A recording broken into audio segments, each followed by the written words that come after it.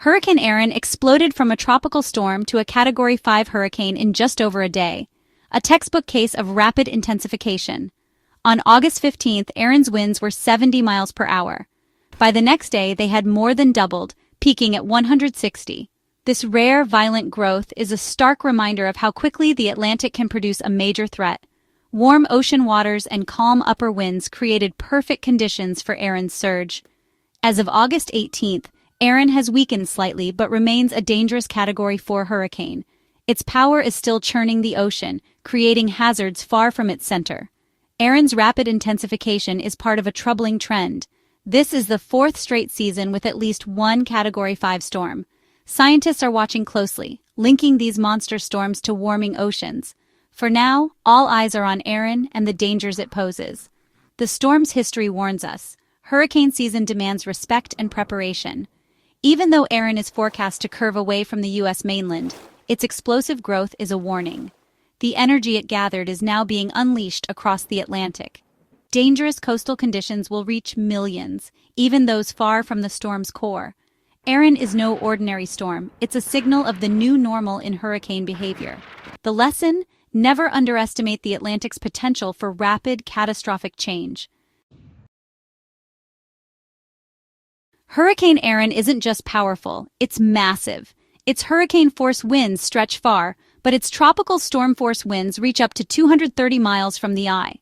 This sprawling wind field churns the ocean, generating waves that travel immense distances. The storm's size means its impacts extend well beyond its center.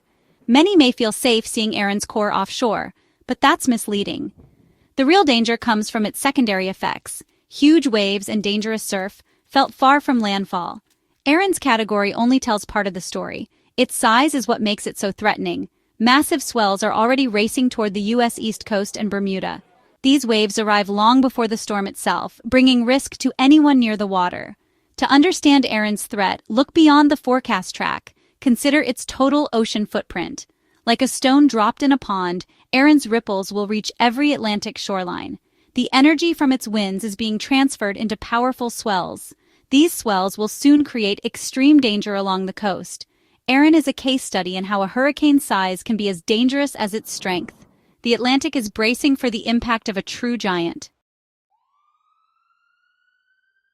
Erin's most widespread danger is the life-threatening surf and rip currents it creates. Nearly the entire U.S. East Coast and Bermuda will feel the effects of its massive swells. As these waves reach shallower waters, they grow taller and break with force, causing erosion and flooding. Rip currents, fast, narrow channels pulling water out to sea, will become especially dangerous. Even strong swimmers can be swept away in seconds. The risk of rip currents will spike from Tuesday through Thursday. Officials are urging everyone to stay out of the water, as even experienced surfers may find conditions overwhelming. The waves alone can injure, and the rip currents can be deadly. This threat will persist for days, with the highest risk from South Carolina to New Jersey.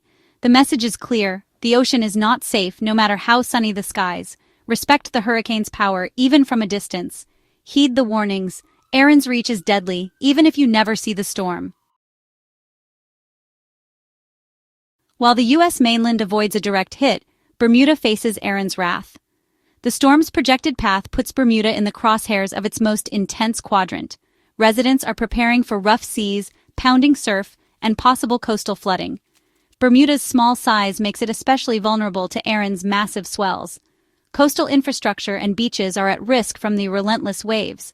Strong winds could cause power outages and minor structural damage. The Bermuda Weather Service is monitoring closely, urging residents to secure property and prepare for disruptions. Bermuda's resilience is well known, but Erin's size demands extra caution. Preparations are underway. Supplies are stocked, boats secured, windows boarded. The coming days will be tense as the island waits for Erin's closest approach. Bermuda hopes for a miss, but is ready for impact. Erin's power is a reminder. Every storm is different, and every threat must be taken seriously.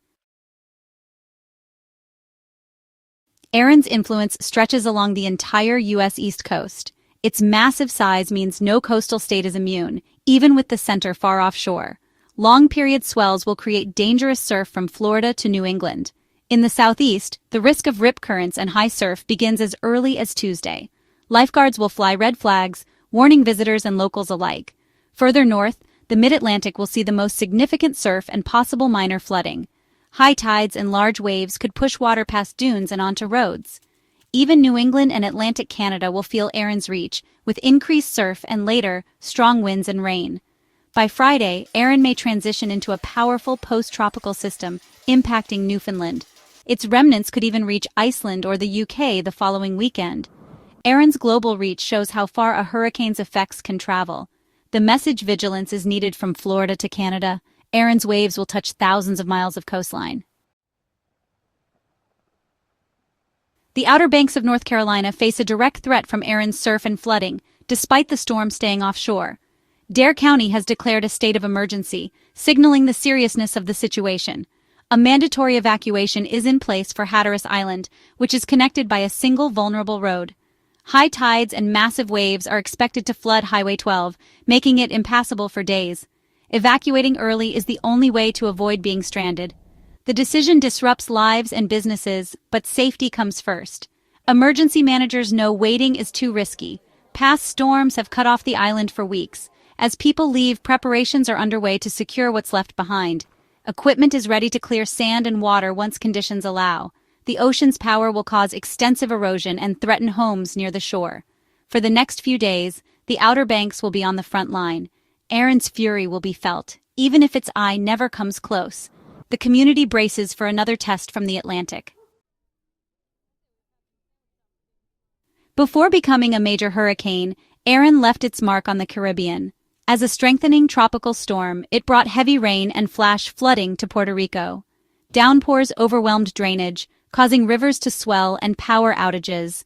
The Turks and Caicos and southeastern Bahamas also faced gusty winds and rough seas. Dangerous marine conditions forced small craft to stay in port. These islands avoided a direct hit, but disruption was significant. Erin's early impacts show that even weaker storms can cause real problems. For tourism and fishing-dependent economies, even minor storms bring economic pain. The Caribbean is now recovering, cleaning up after Erin's glancing blow.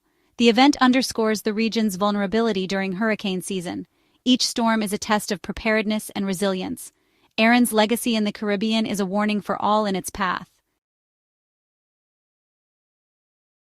Erin's greatest danger may be its invisibility. Beautiful weather can hide deadly surf. Along the East Coast, sunny skies will lure people to the beach, unaware of the lurking threat. Powerful swells and rip currents arrive regardless of local weather. Many won't realize the risk, mistaking calm conditions for safety. The National Weather Service warns, the threat to life is real, even with the storm far away. Red flags mean the water is closed. Heed them. Waves can injure, and rip currents can sweep swimmers out in seconds. The only safe choice is to stay out of the water. Public awareness is critical. Beautiful weather does not mean safe water.